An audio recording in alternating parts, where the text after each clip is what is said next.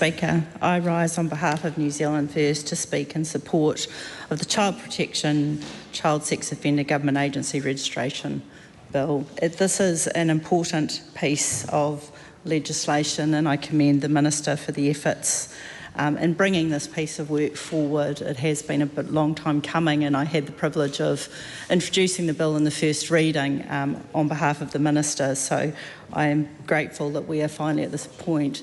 I would really like to acknowledge the Justice Select Committee. They have had a huge volume of work and it is difficult. This type of offending is really difficult to deal with, to consider, to confront.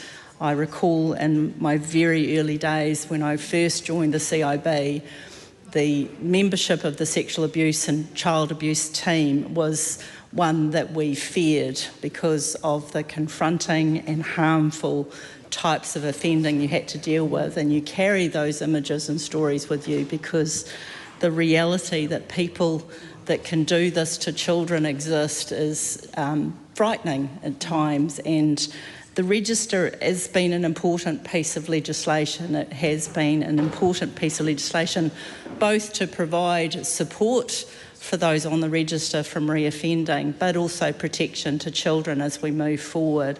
And the fact that the register can be developed further, that we can do more to it, is really important.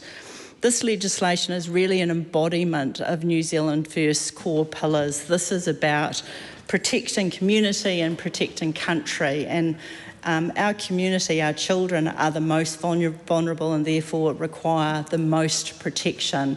And so therefore it is a privilege on behalf of New Zealand First to be speaking on this piece of legislation with some degree of sadness that we need this, with some degree of sadness that this is something that we have to have in our society as it exists today.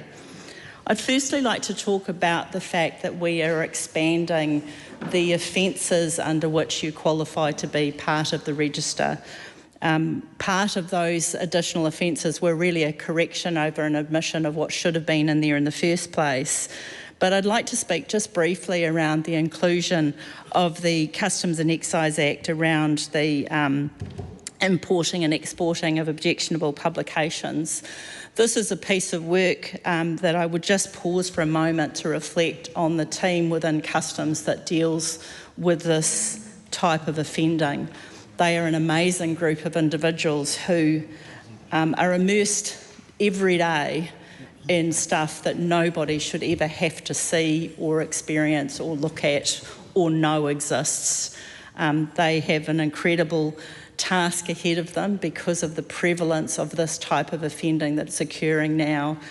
The fact that these images are seen as somehow a picture without a person behind it, without a child that is being treated appallingly, that are having their life stolen from them. These investigations are complex and difficult and worldwide. But the fact is we have offenders within New Zealand that are involved in this type of offending. So I am greatly appreciative of the fact that this is now going to be included as a qualifying offence for the register, because we have to send a very clear message that these are not pictures, these are people. These are not just images on a computer.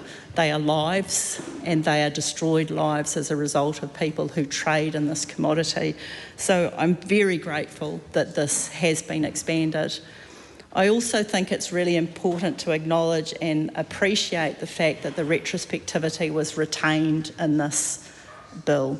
I think it is important that we recognise that those on the register will actually have some benefit with these legislation changes, the ability to access technology, to do things in a more effective way, make changes by phone, recognise that there is a changing environment and we're modernising our systems, and so having this legislation bring about those flexibilities will greatly enhance the ability to manage the register and for those on the register to comply.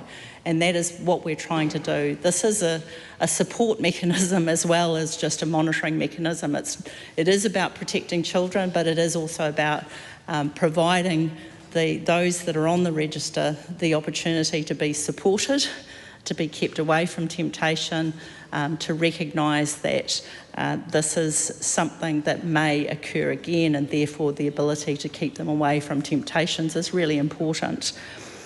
I really appreciate the fact that the Select Committee has really considered this and recommended the bill without amendment. This means that we have come together as a Parliament to recognise cohesively that we all support this type of work, that we recognise that there is something that we can all agree on, and the protection of children is fundamentally the thing that we definitely need to come together on.